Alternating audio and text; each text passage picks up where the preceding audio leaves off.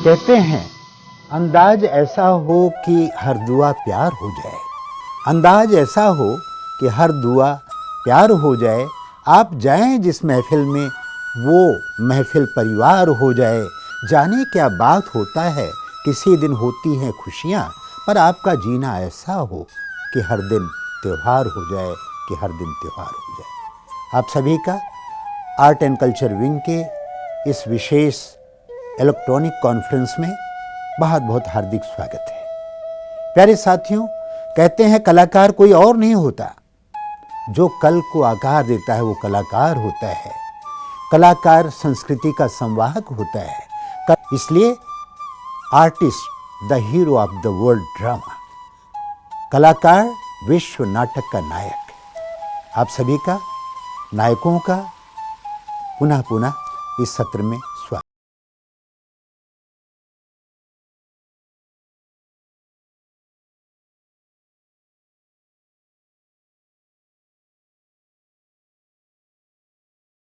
ब्रह्म कुमारीज का जो राजयोग है वो आपको इन सारी चीजों से लड़ने की शक्ति देता है, ताकत देता है।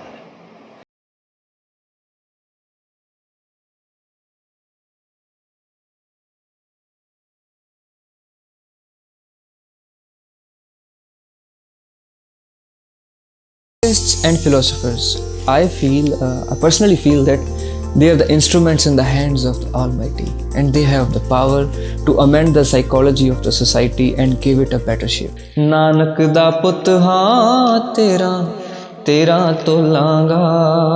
कौन थे प्रजापिता ब्रह्मा, जो ईश्वरीय विश्वविद्यालय के फाउंडर हैं?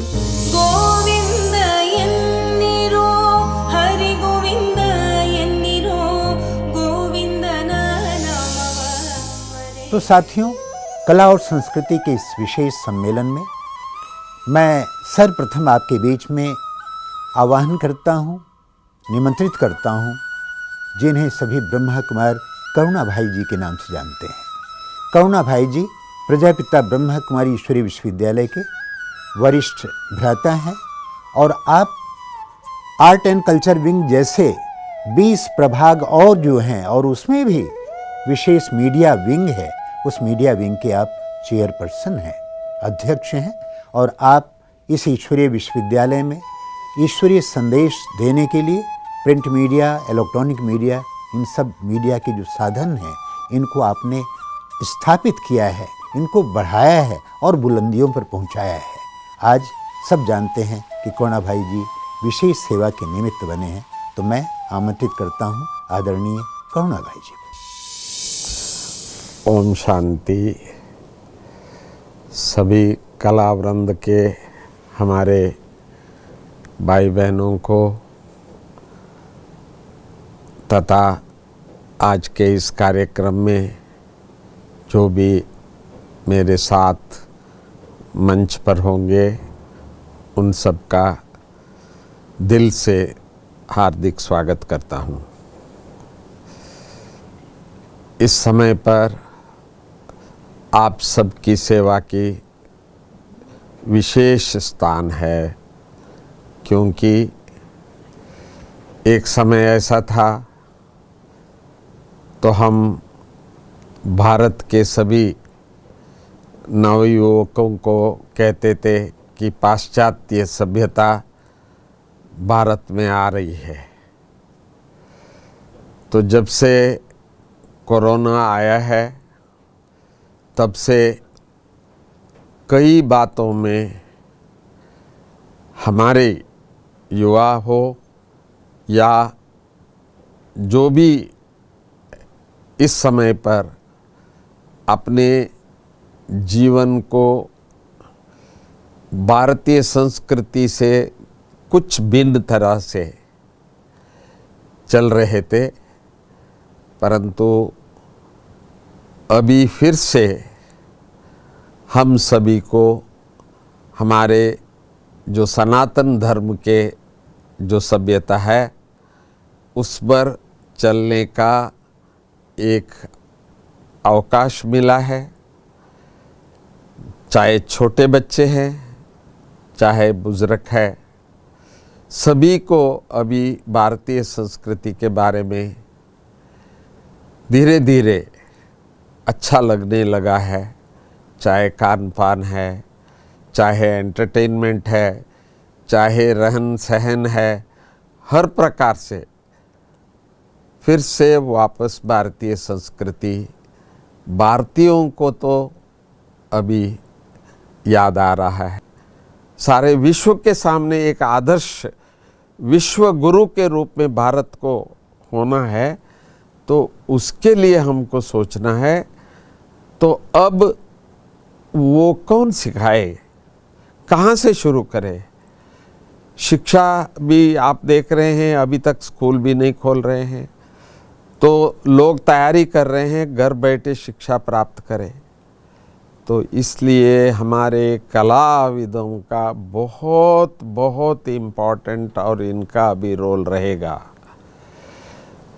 क्योंकि भारतीय संस्कृति में 16 कला संपूर्ण, संपूर्ण निर्विकारी, मर्यादा पुरुषोत्तम, अहिंसा परमो धर्म। श्री राम जी को भी 14 कला संपूर्ण कहते थे। तो ये कला कौन सी है? तो आप कलाविदों को ही अभी फिर से भारतीय संस्कृति की जो कलाएं हैं वो विश्व के सामने प्रत्यक्ष करना होगा। जो कुछ सुना वो 25% ही रह जाता है, परंतु जो पिक्चर देख के आते हैं, जो देखा हुआ और सुना हुआ वो 75% होता है। तो इसीलिए आपका जो कार्य है आज सारे विश्व को चाहिए। आप जिस दिन ये निर्धार करेंगे कि हमको ही करना है, तो वो कार्य हो जाएगा और ईश्वर आपके साथ है, समय भी आपके साथ है।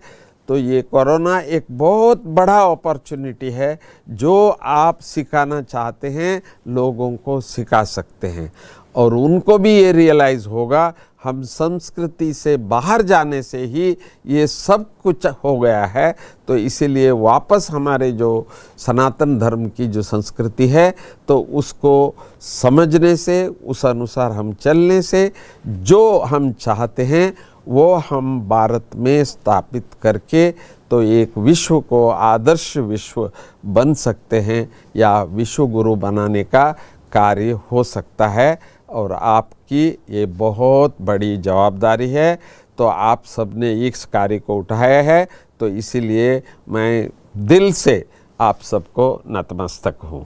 ओम शांति।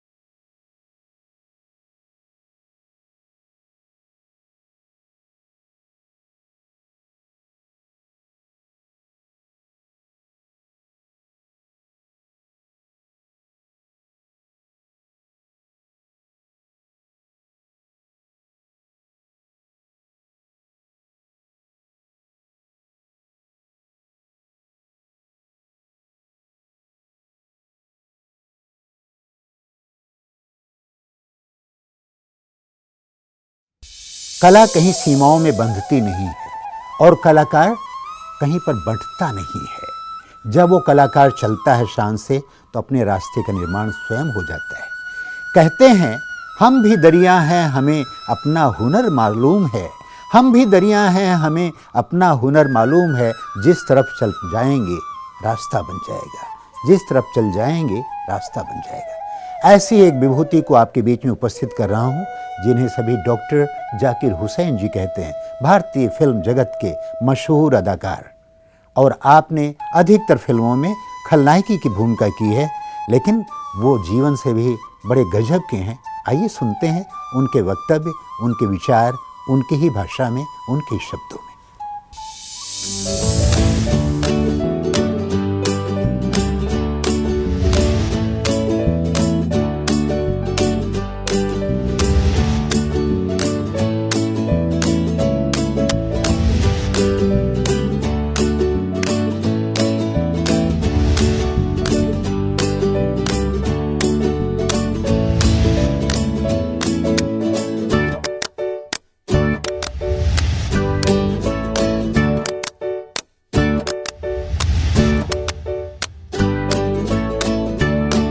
नमस्कार, ओम शांति। मैं जाकिर हुसैन आपसे थोड़ी सी बात करना चाहता हूँ। मुश्किल वक्त है और मुश्किल वक्त आता रहता है, जाता रहता है। जैसे कि काफ़ी हम फिलॉसफी में सुनते हैं और गाने वगैरह में सुनते हैं कि भाई रात है तो सुबह ज़रूर आएगी। तो हर चीज़ का सॉल्यूशन हमारे पास होता है, हमारे आसपास है। ये जो वक्त चल रहा है जिसमें काफ़ी आपकी जो हेल्थ है उसके ऊपर असर पड़ता है, मेंटल हेल्थ है, फिजिकल हेल्थ है, काम बंद हो गए हैं, धीरे धीरे शुरू हो रहे हैं। एक गाना याद आ रहा है, राही मनवा दुख की चिंता क्यों सताती है, दुख तो अपना साथी है। ठीक है भाई, दुख अपना साथी है, लेकिन इन दुखों को अपने आसपास रख के अपने सर पे इनका बोझ उठा के तो नहीं जिया जा सकता। आज पूरा विश्व एक महामारी के दौर से गुजर रहा है जिसमें कितने नुकसान हो गए, आर्थिक, सामाजिक, शारीरिक, मानसिक। अब इन सब चीज़ों से एक साथ लड़ना है। कोई एक समस्या हो तो इंसान चलो लड़ के आगे निकल आए, कदम कदम पे समस्याएं। तो ऐसे में हमारी मदद करने के लिए कौन आ सकता है या क्या जरिया हो सकता है बहुत अच्छा, जिससे हमारी फिजिकल और मेंटल हेल्थ अच्छी हो। हम बड़ी कोशिश तो करते ही हैं कि भाई एक दूसरे के साथ अच्छा व्यवहार रखें, वो सारी चीज़ें। ब्रह्म कुमारीज का जो राजयोग है वो आपको इन सारी चीज़ों से लड़ने की शक्ति देता है, ताकत देता है। उनकी जो टीचिंग्स हैं, वो जो चीज़ें डिटेल में खोल खोल के बताते हैं, काफ़ी समस्याओं का समाधान इन चीज़ों से हो सकता है अगर हम उसको नियमबद्ध तरीके से हम उसको समझें, उसको अपने जीवन में अपनाने की कोशिश करें। तो अच्छी सीख, अच्छी बात हमेशा आपको कुछ ना कुछ देके जाती है। और ये बड़ी एक खुशी की बात है कि आज योग को लेकर जागरूकता काफ़ी है, लेकिन अगर वो योग का असली मीनिंग जो है कि आत्मा और आपके शरीर, उन दोनों को कैसे संतुलित करती है, ये चीज़ अगर हमारे पकड़ में आ जाए और हम प्रैक्टिस करके इसको पालें तो ये बहुत ही फ़ायदेमंद है। इसके लिए मैं बधाई देना चाहूँगा पूरी इस संस्था को जो बहुत अच्छा काम कर रही हैं। बहुत बहुत धन्यवाद। ओम शांति। वसुधैव कुटुंबकम और विश्व बंधुत्व की भावना से उत्प्रोत एक गीत सुना रहे हैं आपको बीर सिंह जी। बीर सिंह जी पंजाबी फिल्मों के बहुत अच्छे गायक हैं। आपको रेडियो मिर्ची और पीटीसी पंजाबी फिल्मों के लिए बेस्ट सिंगर और बेस्ट लिरिक्स के लिए अवार्ड भी मिल चुका है। बहुत सुंदर गायकी के धनी हैं, वो अपना गीत प्रस्तुत कर रहे हैं। हम उनका स्वागत करते हैं।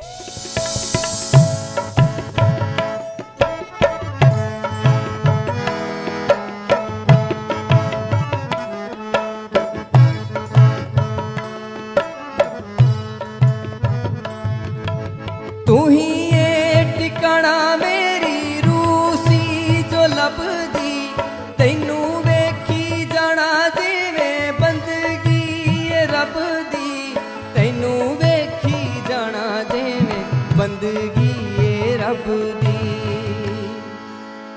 वेखे बाजों रहिंदियां नहीं दिलां दी राणीए।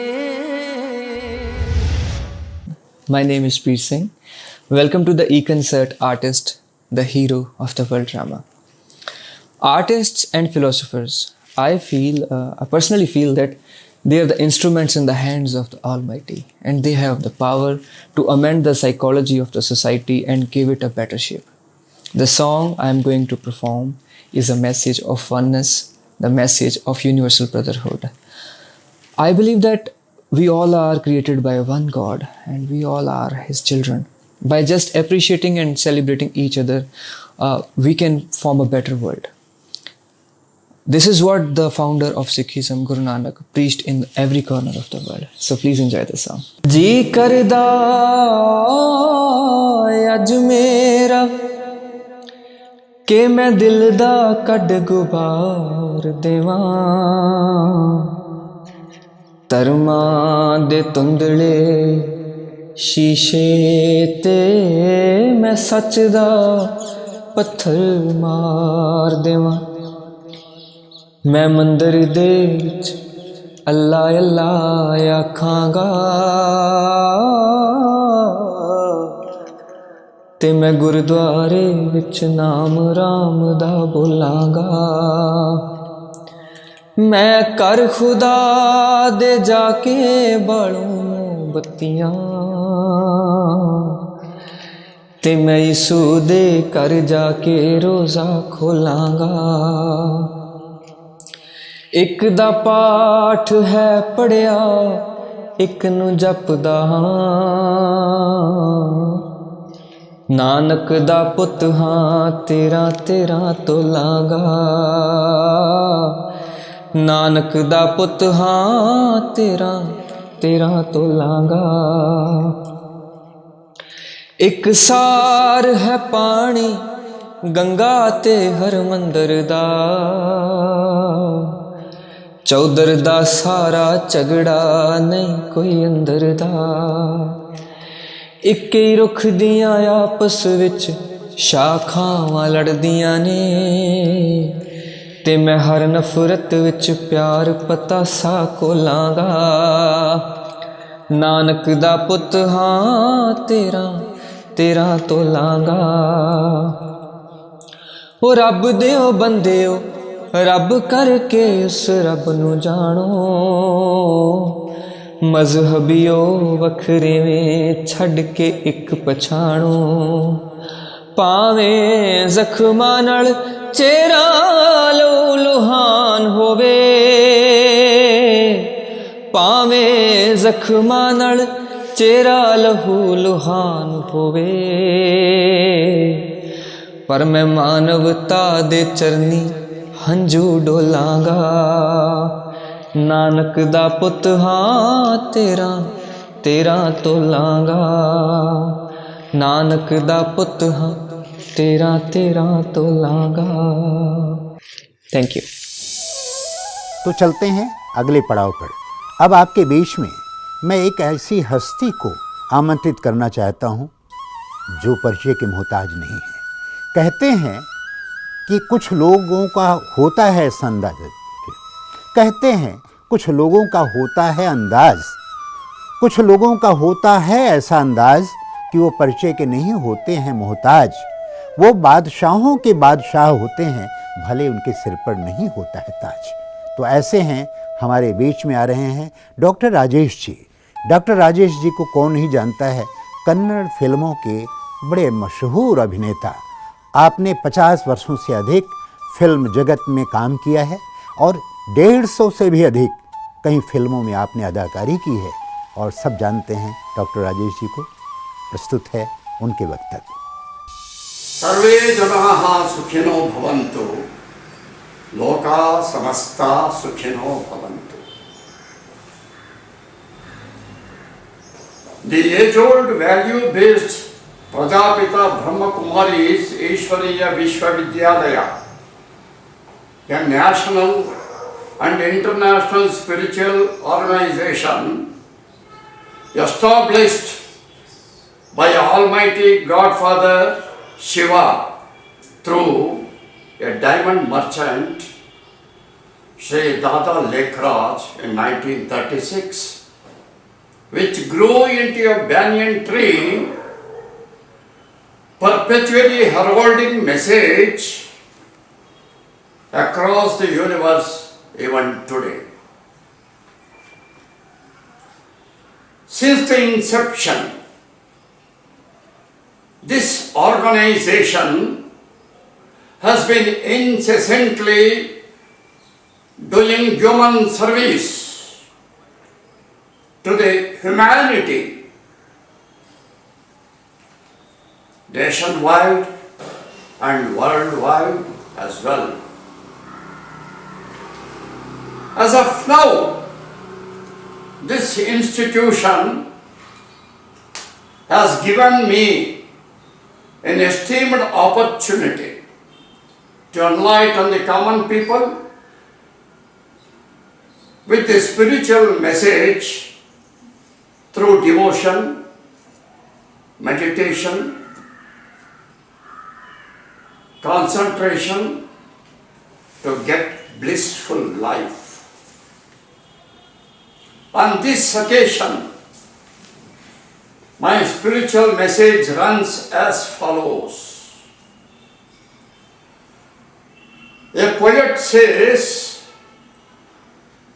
that art and culture both live long and life is short. Though life is short, do memorable and commendable service to the society that cherishes today.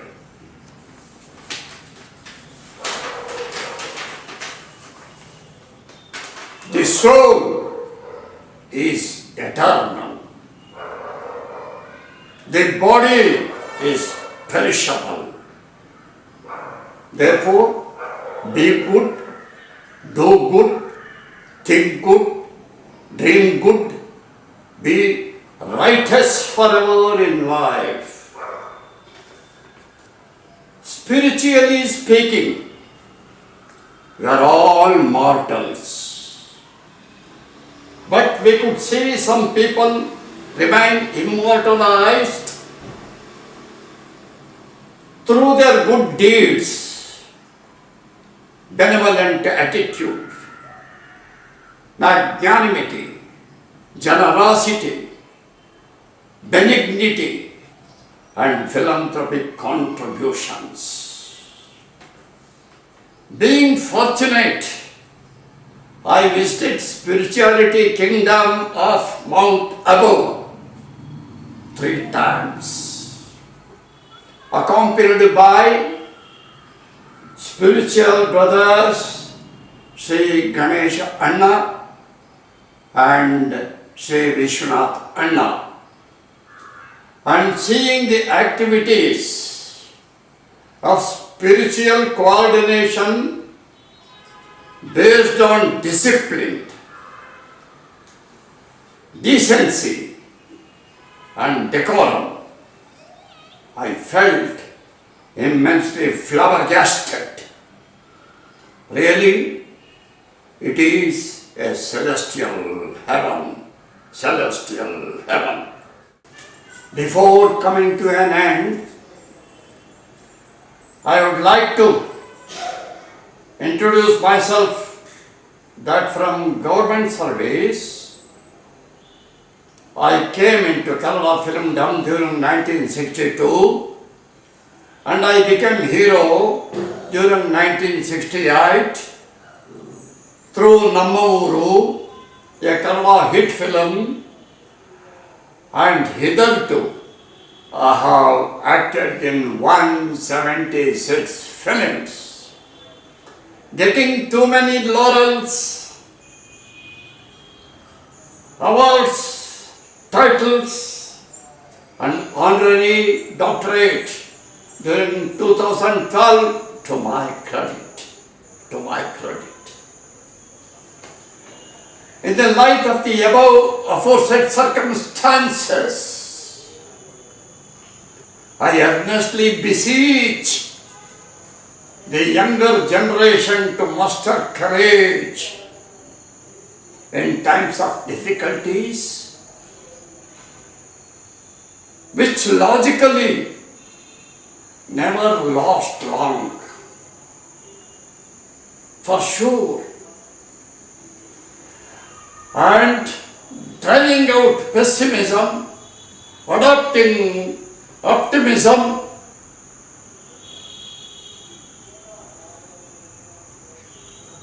that paves the way for you to tread upon. Hello, my dear young spiritual brothers of India. Please do hope for the best and be steadfast in life, which positively brings you fruitful life ahead. Be God with you forever. Be God with you forever with best wishes. Thanking you. Om Shanti. लहरों से डरकर के नौका पार नहीं होती, लहरों से डरकर के नौका पार नहीं होती, और कोशिश करने वालों की कब हार नहीं होती। प्यारे साथियों, बॉलीवुड प्लेबैक सिंगर बहुत अच्छी एक नामचीन हस्ती हैं जिनको सभी अनामिका खान के नाम से जानते हैं। अनामिका खान वर्तमान पीढ़ी का आप जो है प्रतिनिधित्व कर रही हैं। बहुत सुंदर सी आवाज़ है, आपके बीच में प्रस्तुत कर रहा हूँ अनामिका खान।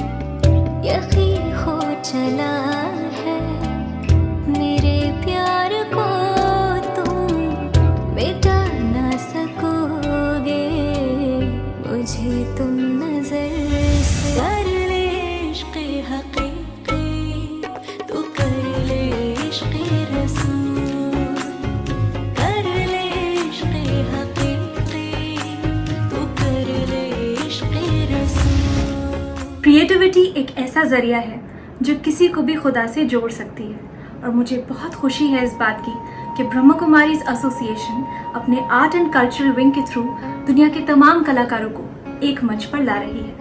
मैं हूँ अनामिका खान और मैं हूँ एक singer, music composer, song writer, और हाल ही में मैंने ट्रिब्यूट दिया है पद्मश्री सोहन लाल द्विवेदी जी को उनकी लिखी कविता कोशिश करने वालों की हार नहीं होती को कंपोज करके with Aman as a music composer duo called Anamika Aman. कोशिश करने वालों की हार नहीं होती, और सारे सॉन्ग्स को आप सुन सकते हैं सब डिजिटल प्लेटफॉर्म्स पे और मेरे यूट्यूब चैनल अनामिका खान पर भी।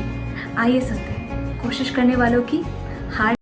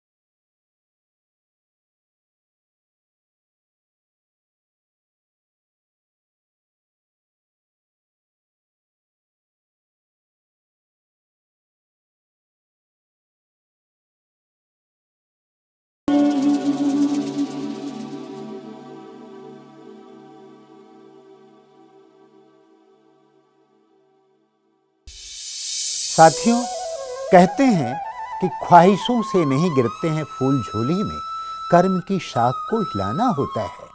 अंधेरों को कोसने से कुछ नहीं होता, अपने हिस्से का दिया जलाना होता है। ऐसे ही अपने हिस्से का दिया जलाया है।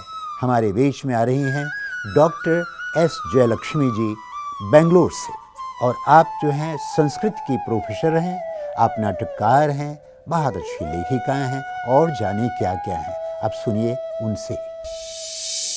This is Dr. S. Jayalakshmi, writer, dramatist and Sanskrit professor, founder of Value Smart Academy. I'm very happy to participate in this conference, e-conference organized by Art and Cultural Wing of Raja Yoga Education and Research Foundation. Today's topic is Artists, the Hero of the World. Absolutely right. Artists have no barriers. Artists belong to the whole world. Vasudhaiva Kutumbakam. That means artists feel that they belong to the whole world and the whole world is a single family. An artist is a hero. Why? Because he leads and he takes away our worries temporarily, and he gives us happiness also by his accomplishments and performances. So undoubtedly, artist is a hero of the world. And this artist, he can shape the world and he can create a good culture in the world. And without artist, the world cannot just move happily here now.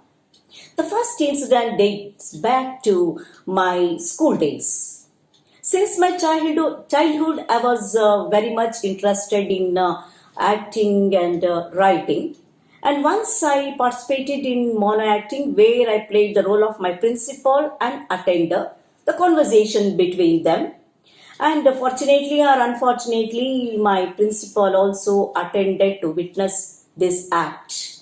I was really worried and shocked and scared. What would be the reaction later on?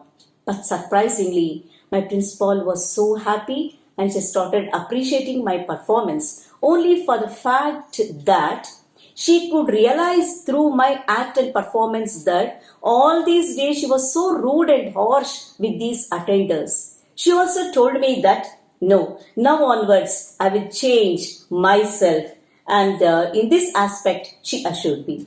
See the impact of this drama and this acting. And now I wanted to quote the one more thing, that nowadays, see, I'm a dramatist and I write so many dramas and all. I keep writing so many skits, all social based themes. And one of my drama by name Agamana was enacted. And the theme of this drama is adopting grandparents to our children. Usually we talk about adopting children. But in this skit, the theme is focusing on the elders. If they stay at home, how we can expect a better growth of our children, the value of these elders, their advice, and if they stay home, like our children can have a better lifestyle also. So after the completion of the drama, it had an immense impact and influence on the audience with emotions, and I could have a very positive responses from audience. After the completion of the drama, a few people that came to me and said, we realized and we repent and we regret and realized that no, we shouldn't have left our parents at old age home, and now we are decided to go and bring back our parents home. This is an impact of an artist and art. And some of them, one or two also, they said that they would go to old age home and they are ready to adopt aged ones legally. I was immensely really happy and thrilled that these dramas can have so much of influence and impact on the values in our life. And now these are the things as an artist can have impact on the lives and on the society. Now, one more thing just I would like to include. What is art? The art is really very, very, very important, and art plays an important role in shaping the culture of the society. and art is always essential for everyone's life. In the society, art plays a vital role. And finally, to conclude, I keep writing skits and I have written a dozen of value-based skits, and I keep visiting education institutions to educate and train them as actors. And these children are enacting my dramas and skits. Each skit is giving one or the other values, and after enacting the drama, the students are telling me that now we have realized our mistake, we have changed so much, and our characters and behavior is also molded, and we could know so many issues and the problems in the society. So I was very happy that yes, in this way, art and artists can have a great influence on this society. Now, finally, now I would like to thank this organization, the Art and Cultural Wing of Raja Yoga Education and Research Foundation for organizing this wonderful and inviting me to present and participate in this conference. And I would also like to thank BK Vishwanath, Executive Member, and BK Dr. Sudha Shankar, whom I know since so many years. And really, I appreciate them for their discipline, for their simplicity and all. Thank you once again. चलिए चलते हैं इस सत्र के अगले क्रम में। कहते हैं भाग्यशाली लोगों को सब कुछ अच्छा मिल जाता है, ऐसा नहीं, बल्कि उनको जो कुछ भी मिलता है सब उसे अच्छा बना लेते हैं। ऐसे हैं हमारे बीच में आ रही हैं डॉक्टर सुधा शंकर जी। आप बहुत अच्छी शिक्षाविद हैं, मनोविश्लेषक हैं, उपन्यासकार हैं और जाने क्या क्या आपके पास खूबियां हैं, आप उनसे खुद ही सुनिए। Doctor Sudha Shankar ji. I, Dr. Sudha Shankar, would like to share my experiences as an artist, educator, novelist, and a psychotherapist. An artist has great responsibility in bringing positive changes in the society. I am an artist, scriptwriter, director, creator, and acted in several dramas and skits, which are based on human values. It creates a positive impact on the viewers to think about themselves and work for the betterment of the society. An artist is not merely an actor on the stage, but he is always an actor because people follow him or imitate his mannerism or behavior in all aspects of their life. In my view, we should walk the talk. Here I would like to remember Shakespeare's words, that is, the world is a drama and we are all actors. According to psychology, the subconscious mind absorbs whatever it sees. So, whatever we do, whether a dance, a drama, a TV serial, or a movie, it creates great impact on the subconscious mind of the viewers. In my opinion, an artist with spiritual approach will be very effective and gives life to the character or the role he is playing. I was merely an actor, a writer, prior or previous to my association with Brahma Kumaris 20 years back. My outlook towards the life has changed for better. I became more positive thinking, cheerful and successful. An actor should involve himself in the character he is enacting.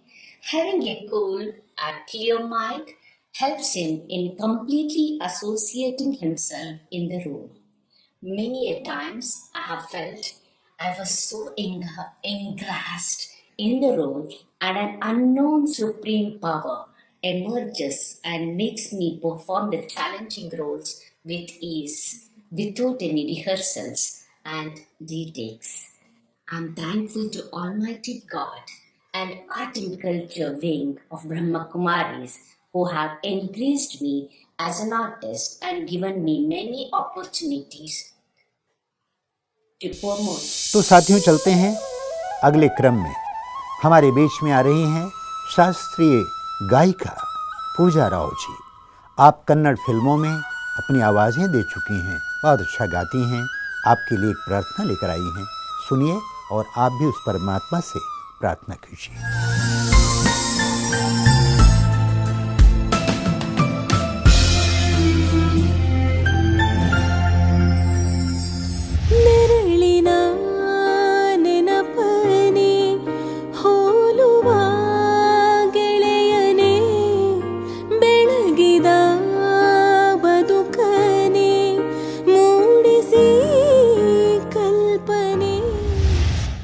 Namaskaram to all. My name is Pooja Rao. I will be presenting to you all a song on Lord Krishna. I pray and wish a grand success to Godlywood Studios in all its endeavors. Thank you.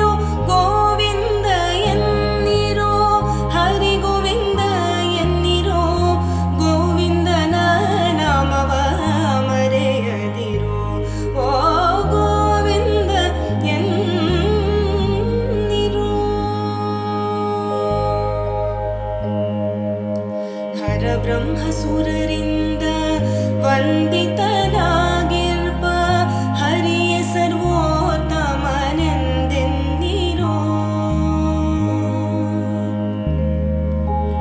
ಹರ ಬ್ರಹ್ಮಸುರರಿಂದ ವಂದಿತನಾಗಿರ್ಪ ಹರಿಯ ಸರ್ವೋತ್ತಮನೆಂದೆನ್ನಿರೋ. ಹರ ಬ್ರಹ್ಮಸುರರಿಂದ ವಂದಿತ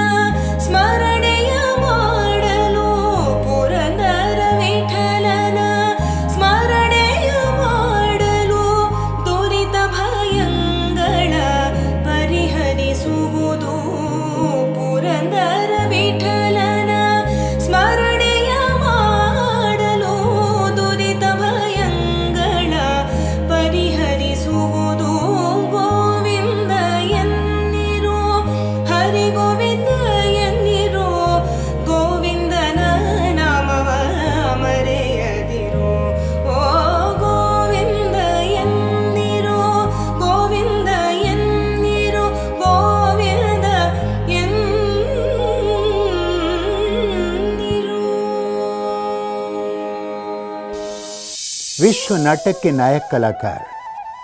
प्यारे साथियों, इस क्रम में मैं अब आपके सामने एक ऐसी विभूति को आमंत्रित करता हूं जिन्हें सभी नरेश पटेल जी कहते हैं।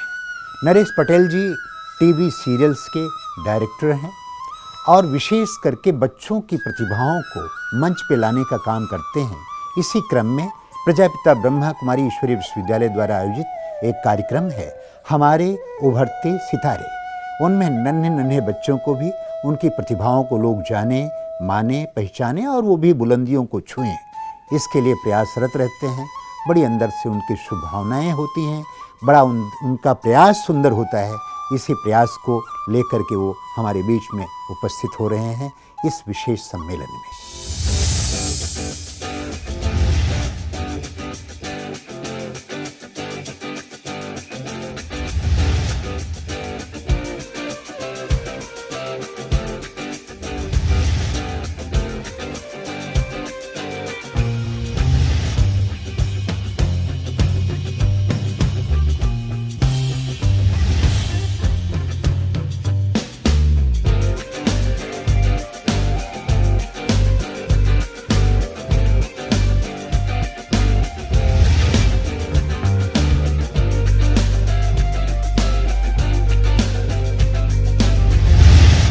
ब्रह्मा कुमारीज के आर्ट एंड कल्चर डिपार्टमेंट की तरफ से और दयाल भाई की तरफ से जो मुझे इन्विटेशन मिला है ये कॉन्फ्रेंस में पार्टिसिपेट करने का, इसके लिए मैं दयाल भाई और आर्ट एंड कल्चर डिपार्टमेंट का आभार व्यक्त करता हूँ।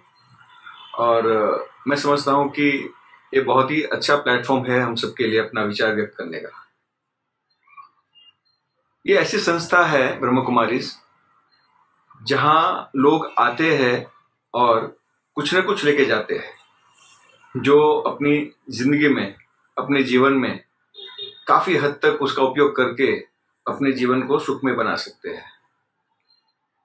मुझे भी कुछ ऐसा ही मौका मिला था कुछ 2-3 साल पहले शांतिवन आबू आने का।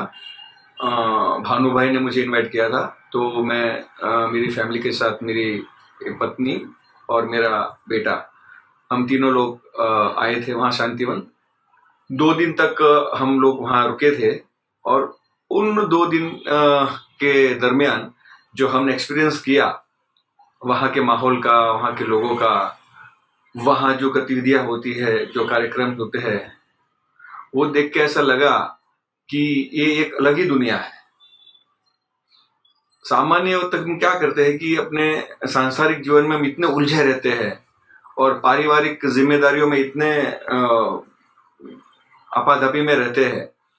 तो ये एक ऐसी संस्था है कि वहां जाके हमें एक अलग किस्म की शांति का अनुभव होता है, ऐसी शांति जो हम सांसारिक जीवन में शायद ही पा सकते हैं। और मैंने ये भी महसूस किया कि वहाँ के जो लोग हैं ब्रह्मा कुमारीज के, जो पदाधिकारी और दूसरे कार्यकर, वो इतने अच्छे और आपको इस ढंग से बात करते हैं, आपको लगता है कि नहीं वे अपने लोग हैं। मतलब एक ही मुलाकात में वो आपको अपना बना लेते हैं। और इस हिसाब से तो मेरा इनसे जिंदगी भर का नाता हो गया है, खाली ये 2 दिन की मुलाकात के दौरान ही। अभी कॉम्प्लिकेशन को कम करने के लिए, स्ट्रेस को कम करने के लिए क्या करना चाहिए, वो सब इसका निवारण ब्रह्मा कुमारीज में दिया जाता है। कुछ यहाँ कोर्सेज है मेडिटेशन के, कुछ कार्यक्रम होते हैं। अगर अटेंड करने से पता चलता है कि हम कितनी गलत जिंदगी जी रहे थे, हमें कैसा जीवन जीना चाहिए, कैसा आहार, कैसा विचार, कैसा व्यवहार करना चाहिए, वो सब चीज़ों का हमको अनुभूति हो जाती है।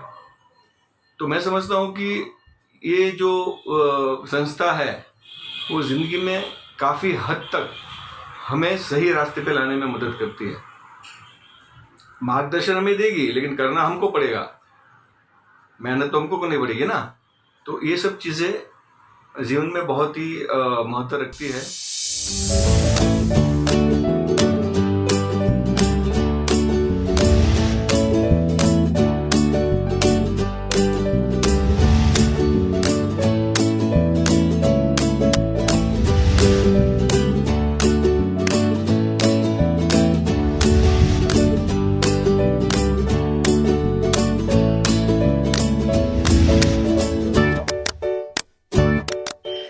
बचपन से ही हमको ये सिखाया गया कि जो भी काम आप करते हो भगवान की याद में करो, भगवान के साथ करो।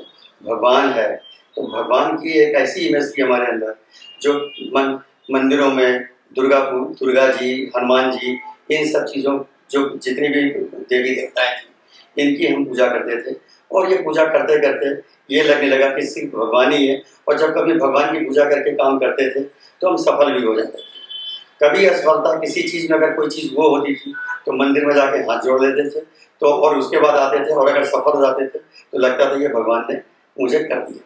लेकिन ये धीरे धीरे बढ़ते बढ़ते जब हम अपने कार्यकाल में आए और हमने देखा बहुत सी ऐसी परिस्थितियाँ आने लगी। बचपन होता है, युवावस्था होता है, युवावस्था में आदमी जब अपने कार्यशैली में आता है तो धीरे धीरे ये लगने लगा कि क्या नाम, बहुत सी कठिनाइयाँ भी आती हैं, बहुत से स्ट्रगल्स भी आते हैं जो मतलब हर आदमी करता है। मुझे नहीं करना पड़ा, एक अलग बात थी किसी वजह से, और मैं भी नहीं जानता। मुझे सिर्फ इतना मालूम था कि भगवान के ऊपर इतनी आस्था थी, इतना निश्चय था कि हम जो भी काम कर रहे हैं भगवान हमारा अच्छा करेगा।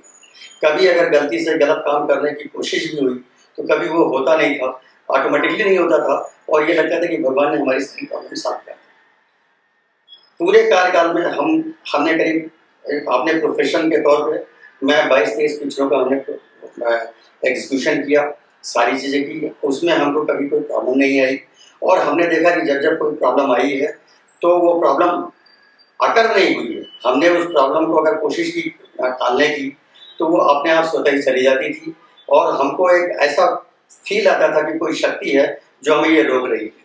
अगर हम अपने मन का करते थे तो वो शक्ति फिर से जो है क्या नाम वो रोकती थी, और अगर जहाँ पे हमने अपने मन का किया तो हमारा नुकसान भी होता था। तो एक निश्चय ये बन गया कि यार कोई ऐसी बात तो है ही भगवान के अंदर कि जब हम कोई काम करने जाते हैं तो वो गलत चीज़ को हटा देती है और अच्छी चीज़ को ले आती है। परिवर्तन आने के बाद जब हमने इस चीज़ को फॉलो किया तो मुझे लगने लगा कि अगर हमारी तरह अगर हर आदमी इन चीज़ों को अगर अपने अंदर धारण करके काम करने की कोशिश करे, बाबा की शक्तियों को भर के कोशिश करे, तो आदमी बिल्कुल परफेक्ट बन सकता है, परफेक्ट काम हो सकता है।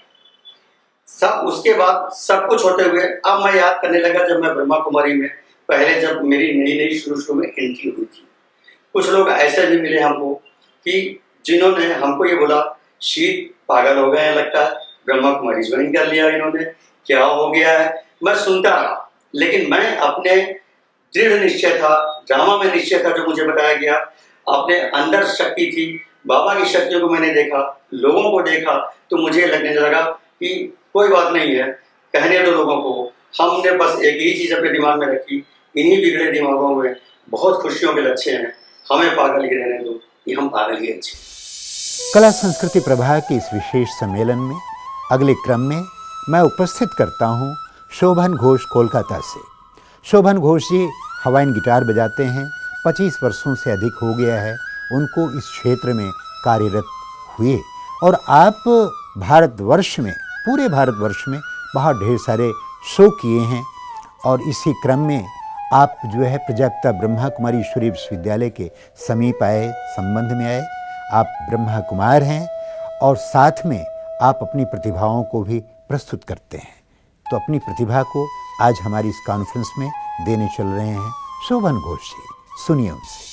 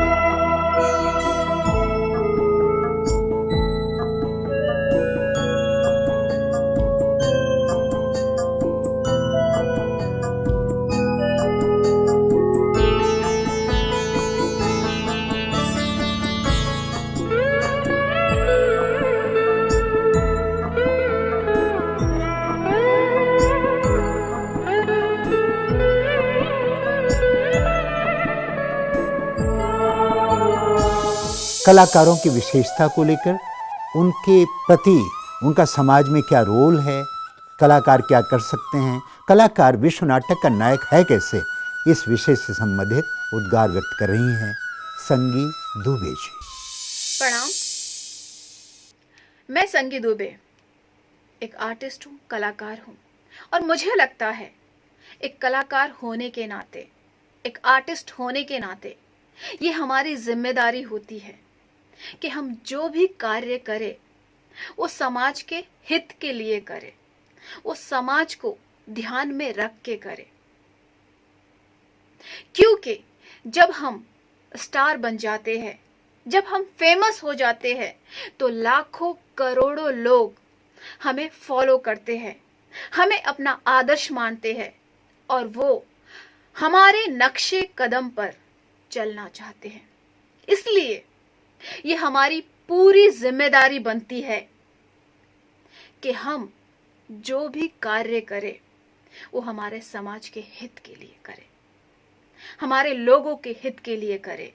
और हम कोई भी मंच पे या सोशल प्लेटफॉर्म पे जो बातें करते हैं या बातें अपनी रखते हैं, उस बातों का भी हमें बहुत ज़्यादा ध्यान और ज्ञान होना चाहिए। क्या हम समाज को जो मैसेज दे रहे हैं वो मैसेज किस तरह का है, वो हमारे आने वाले बच्चों को, वो हमारे जनरेशन को क्या सिखाता है। इस चीज का मुझे लगता है बहुत ज्यादा हमें ध्यान देना चाहिए एक स्टार, एक कलाकार होने के नाते। तो साथियों, आप सब देख रहे हैं कार्यक्रम कला संस्कृति प्रभाग द्वारा आयोजित विशेष सम्मेलन विश्व नाटक का नायक कलाकार। अब इस क्रम में मैं आपके सामने एक नए जैक्सन अब इस क्रम में मैं आपके बीच में जीतू जैक्सन जी को प्रस्तुत करता हूं। आप भावनगर गुजरात से संबद्ध हैं, आपकी बहुत अच्छी टीम है और जितने अच्छे आप गायक हैं, जितने प्रसिद्ध भी हैं, उतने ही आप जो है परोपकारी हैं। आप एनजीओज के जन जागृति के तमाम अभियान करते हैं, पूरे भारत का भ्रमण करते हैं और इसी के साथ साथ पर्यावरण संरक्षण, बेटी बचाओ, बिजली बचाओ और लोगों के बीच में व्यसन मुक्ति जैसे तमाम अभियान आप करते रहते हैं। बहुत अच्छे व्यक्ति हैं, बहुत सुंदर सी उनकी प्रतिभा है, बड़ी गजब की उनके अंदर जज्बा भी है और गजब के वो इंसान भी हैं। तो सुनते हैं जीतू जैक्सन जी से। ओम शांति। मैं चुड़ासमा जितेंद्र उर्फ Jitu Jackson, singer and NGO. मेरा जन जागृति अभियान मैं सारे भारत भ्रमण करता हूं। मैं इसमें मेरी कार पे स्लोगन लगाया है, सबको मैं कहता हूं कि भैया भ्रूण हत्या मत करो, बेटियों को बचाओ, उसको पढ़ाओ। इस बात की थीम लेके मैं सारा भारत भ्रमण करता हूं। मैं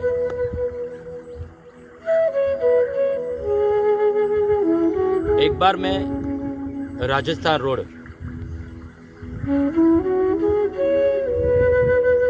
शांतिवन गया, प्रजापिता ब्रह्म कुमारी ईश्वरीय विश्वविद्यालय में। वहां मेरा अनुभव ऐसा रहा क्योंकि वहां का जो माहौल है, वहां की स्वच्छता है, वो मेरे मन को भा गई। प्रजापिता बाबा के दरबार में मैं गया। वहां पे मैंने ये बात सीखी, स्वच्छता अभियान कैसे किया जाए, स्वच्छता, लोगों को स्वच्छता के बारे में कैसे समझाया जाए, वो मैंने नोट की। थोड़े समय बाद मैं राजस्थान माउंट आबू गया, ज्ञान सरोवर बाबा के दरबार में। वहां भी जैसा नाम ज्ञान सरोवर, वैसा ही वहाँ का माहौल, वो भी मुझे मेरे दिल को छू गया। एक बात मुझे बहुत अच्छी लगी कि बाबा ने बेटियों को चुना, ब्रह्म कुमारी। कई सारे देश में बाबा का विद्यालय है।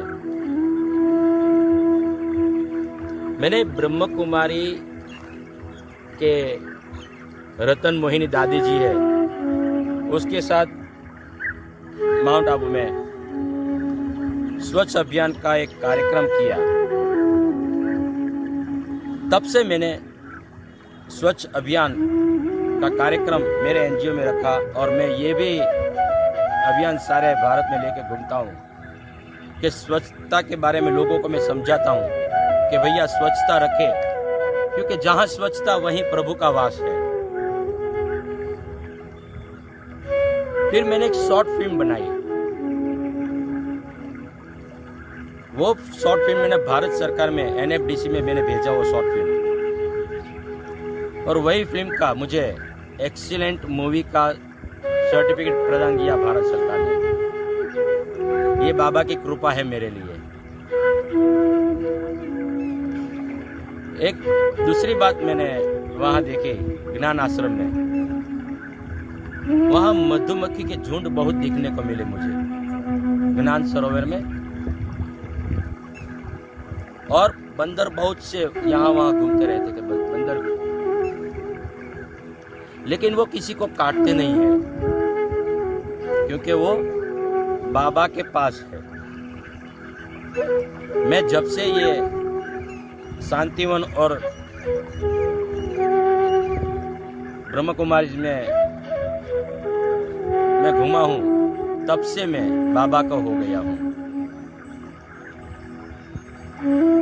बाबा भी यही कहते हैं कि भ्रूण हत्या मत करो, क्योंकि बेटियां तो बाबा की प्यारी है। और स्वच्छता बाबा भी कहते हैं, जानकी दादी भी कहती है कि जहां स्वच्छता वहीं बाबा का वास है, जहां स्वच्छता वहीं बाबा का वास है, और बेटियां बाबा की प्यारी है। मेरे इस जन जागृति अभियान में बेटी बचाओ अभियान और स्वच्छ भारत मिशन भी जुड़ गया है मेरे अभियान में। ज्ञान सरोवर शांतिवन राजस्थान आबू रोड, एक बार जाके आइए, ये मेरा अनुभव है, वहाँ शांति मिलेगी।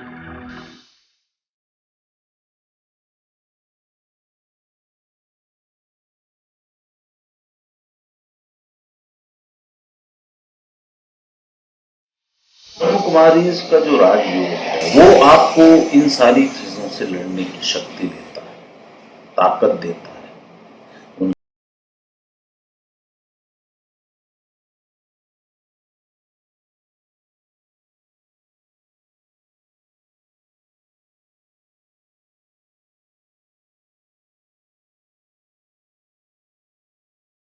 They are the instruments in the hands of the Almighty, and they have the power to amend the psychology of the society and give it a better shape. Nanak दा पुत हाँ तेरा तेरा तो लांगा।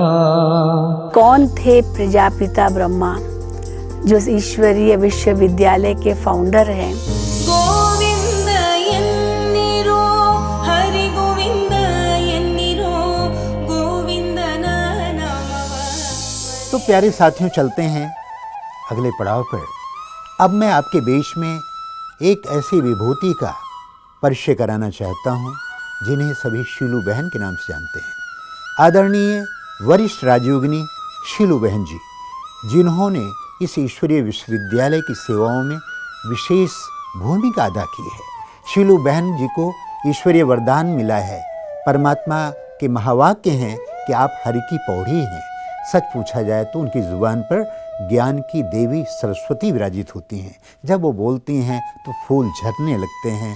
सबके दिलों में प्रेम का, ईश्वरीय आनंद का वो वातावरण बन जाता है। तो मैं देर न करते हुए आदरणीय शीलू बहन जी को आपके सामने उपस्थित करता हूँ, जो सुनाएंगी इस यज्ञ का इतिहास, प्रजापिता ब्रह्मा बाबा के जीवन परिचय के बारे में। ओम शांति। प्रजापिता ब्रह्मा कुमारी ईश्वरीय विश्वविद्यालय के संस्थापक पिताश्री ब्रह्मा बाबा के विषय में हम आपको सुनाना चाहेंगे कि कौन थे प्रजापिता ब्रह्मा, जो ईश्वरीय विश्वविद्यालय के फाउंडर हैं। आप पहले बहुत बड़े व्यापारी थे, हीरे जवाहरातों का व्यापार करते थे, बहुत इनकी बड़ी बिजनेस थी। कलकत्ता में इनका विशेष शोरूम था, बड़ी दुकान थी और राजाओं महाराजाओं के साथ इनका उठना बैठना होता था। लेकिन कैसे परमात्मा ने उनका जीवन बदल दिया। उनको जब उनकी आयु लगभग 60 वर्ष की थी, तब उन्हें कई दिव्य साक्षात्कार हुए। सबसे पहले उनको विष्णु चतुर्भुज का साक्षात्कार हुआ, जिसमें विष्णु ने उनको बहुत सुंदर दर्शन देकर वरदान दिया, अहम चतुर्भुज तत्त्वम, मैं विष्णु चतुर्भुज हूँ, तुम भी मेरे समान हो। तो बाबा को बहुत नशा चढ़ गया कि मैं भी विष्णु के समान चतुर्भुज हूँ। फिर परमात्मा ने उनको और भी कई दिव्य साक्षात्कार कराए। उनको इस कलयुगी दुनिया के महाविनाश का साक्षात्कार कराया और उसके बाद एक नई सुंदर सतयुगी दुनिया का साक्षात्कार कराया और उन्हें यह बहुत बड़ा कार्य सौंपा कि आपको ऐसी नई सतयुगी दुनिया की स्थापना करनी है। उसके लिए आप उठो और जागो। बाबा को तो समझ में नहीं आया कि ये बड़ा कार्य मैं कैसे कर सकता हूँ, लेकिन ये भगवान का उनको आदेश था और उसके लिए उनको यह आदेश देकर जगाया कि अभी ये विश्व परिवर्तन का समय है, ये कलयुगी दुनिया अब समाप्त होनी है और इसकी जगह एक नई सतयुगी दुनिया आनी है। तो उसके लिए आपको पुरुषार्थ करना है। तो बाबा ने अपनी सारी बिजनेस वाइंड अप कर दी और हैदराबाद सिंध, जबकि उस समय वो अखंड भारत का हिस्सा था, वहाँ रहते थे। तो कलकत्ता से अपना जो कारोबार समाप्त कर वापस हैदराबाद सिंध चले गए। परंतु जैसे बाबा वहाँ पहुँचे तो कई चमत्कार होने लगे। लोगों को बाबा से श्री कृष्ण का साक्षात्कार होता था। कई घर बैठे देखते थे कैसे बाबा, जो प्रजापिता ब्रह्मा, जिनको शिव परमात्मा ने ये नाम दिया, कैसे लोगों को ये अनुभव होने लगता था कि यही श्री कृष्ण बनता है। तो कैसे परमात्मा ने उनके द्वारा अनेक आत्माओं को दिव्य साक्षात्कार कराए और उसके बाद ओम की ध्वनि करते थे, जिस ओम की ध्वनि के कारण कई आत्माएं खींची हुई चली आती थी और जैसे वो पहुंचती थी बाबा के पास, तब उनको कृष्ण का साक्षात्कार होता था। एक चारों ओर एक क्रांति फैल गई कि जो भी दादा के पास जाता है उनको श्री कृष्ण का साक्षात्कार होता है और उसमें भी खास कुमारियाँ, माताएं, उनको ज़्यादा होता था और उन्होंने अपना जीवन इसमें समर्पित किया। परिवार के परिवार इसमें समर्पित हो गए और समर्पित होकर के अपना जीवन श्रेष्ठ बनाया। एक प्रतिज्ञा की कि हम अपने जीवन को पवित्र और योगी बनाएंगे।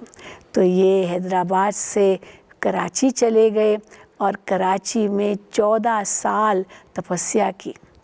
इन्हीं 14 वर्षों के दौरान विश्व में बहुत बड़ा परिवर्तन आया। विश्व युद्ध हुआ। 1936 में ये संस्था शुरू हुई और कैसे ये संगठन 1937-38 में कराची में स्थानांतरित हुआ और उसके बाद वहीं तपस्या की और 1939 to 1945 सेकेंड वर्ल्ड वॉर हुआ, जिसमें लाखों लोग मारे गए, लेकिन ये संस्था वहीं की वहीं रही, कराची में ही रही। परमात्मा ने इनकी बहुत रक्षा की। और फिर 1947 में इंडिया पाकिस्तान का बहुत बड़ा युद्ध हुआ, पार्टीशन हुई, और कैसे पार्टीशन में ये संस्था कराची में रही जो पाकिस्तान का हिस्सा बन गई, लेकिन परमात्मा का इनको आदेश था कि आपको वापस भारत जाना है। तो 1950 में भारत गणतंत्र बनने के बाद ये संस्था माउंट आबू में आई, और तब से यहाँ ही ये स्थायी रूप से अपनी सेवाएं दे रही है। और इस ईश्वरीय विश्वविद्यालय की करीब 10,000 जैसी शाखाएं, उप शाखाएं और कई पाठशालाएं चालू है सारे भारत में। विदेशों में 140 देशों में अपनी शाखाएं हैं, जहां इस ईश्वरीय विश्वविद्यालय में बाकायदे विद्यार्थी आकर के ईश्वरीय ज्ञान और राजयोग की शिक्षा लेते हैं। तो इस प्रकार कम से कम 10 लाख हमारे पास नियमित विद्यार्थी हैं जो नियमित पढ़ाई पढ़ते हैं। तो मुख्य रूप से हमारे 4 विषय यहाँ पढ़ाए जाते हैं: ईश्वरीय ज्ञान, सहज राजयोग, दिव्य गुणों की धारणा और ईश्वरीय सेवा। तो ज्ञान के अंतर्गत आत्मा का ज्ञान, परमात्मा का ज्ञान, कर्मों का ज्ञान, समय का ज्ञान, इन सब का ज्ञान मिल जाता है, जिससे हमको एक तीसरा नेत्र प्राप्त होता है। हम तीनों कालों को, तीनों लोकों को पहचान जाते हैं। और योग अर्थात राजयोग, अपने आप को आत्मा समझकर परमात्मा से सर्व संबंध जोड़ते हैं, और इसी राजयोग से परमात्मा कहते हैं तुम्हारे विकर्म विनाश हो जाते हैं।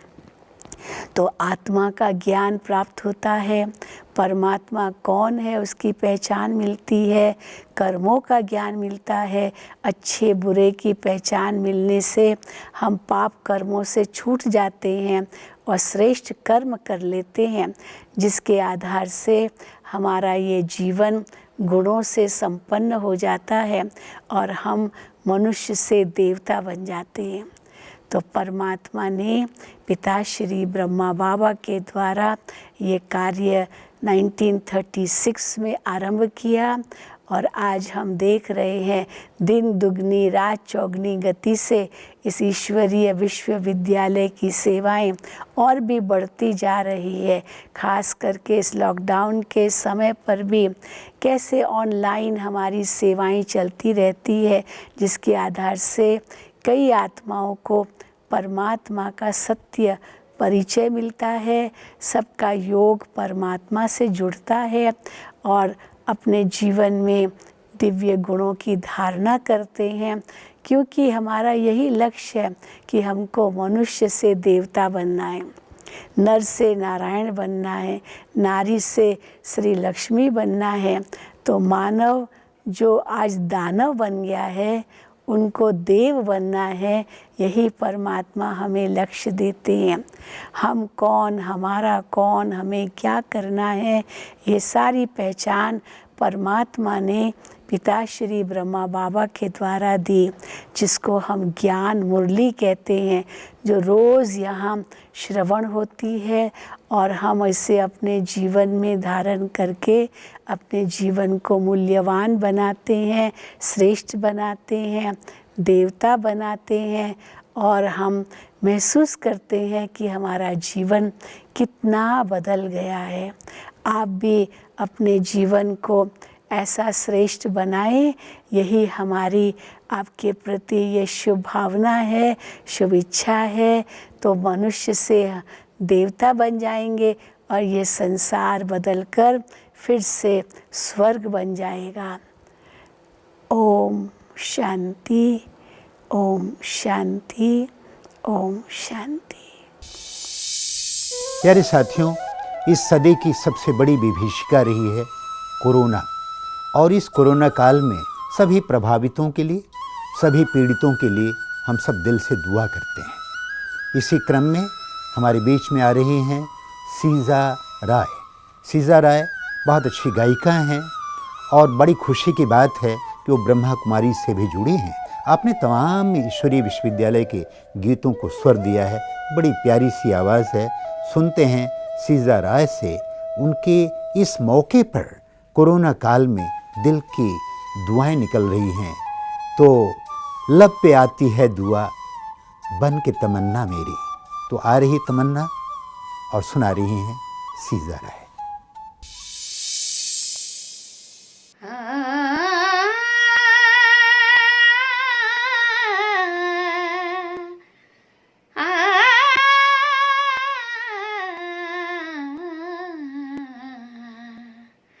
लब पे आती है दुआ बन के तमन्ना मेरी, लब पे आती है दुआ बन के तमन्ना मेरी। जिंदगी शम्मा की सूरत हो खुदाया मेरी, लब पे आती है दुआ बन के तमन्ना मेरी। हो मेरे दम से यूं ही मेरे वतन की जीनत, जिस तरह फूल से होती है चमन की जीनत। जिंदगी हो मेरी परवाने की सूरत या रब, इल्म के शम्मा से हो मुझको मुहब्बत या रब। हो मेरा काम गरीबों की हिमायत करना, दर्दमंदों से ज़ईफ़ों से मोहब्बत करना। मेरे अल्लाह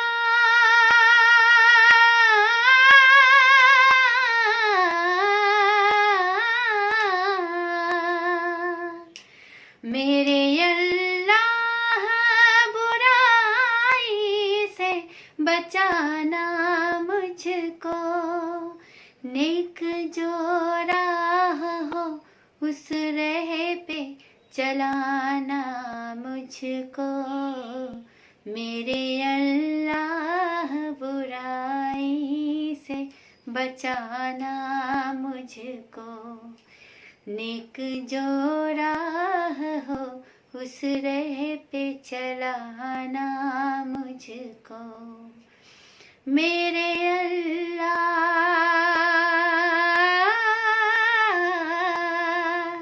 मेरे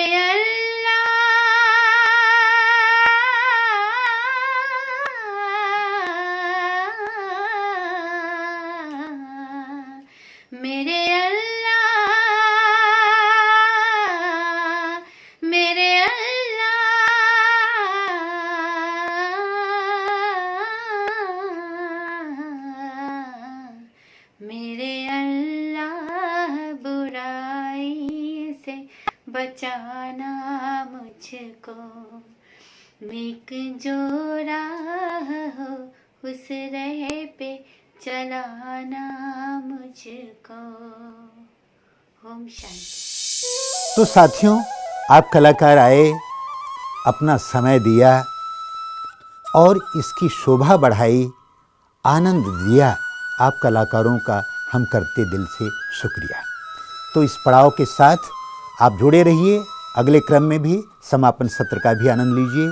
सभी दर्शकों को, सभी श्रोताओं को, सभी अपने कलाकारों को मैं हृदय से पुनः पुनः धन्यवाद करता हूँ। नमस्कार।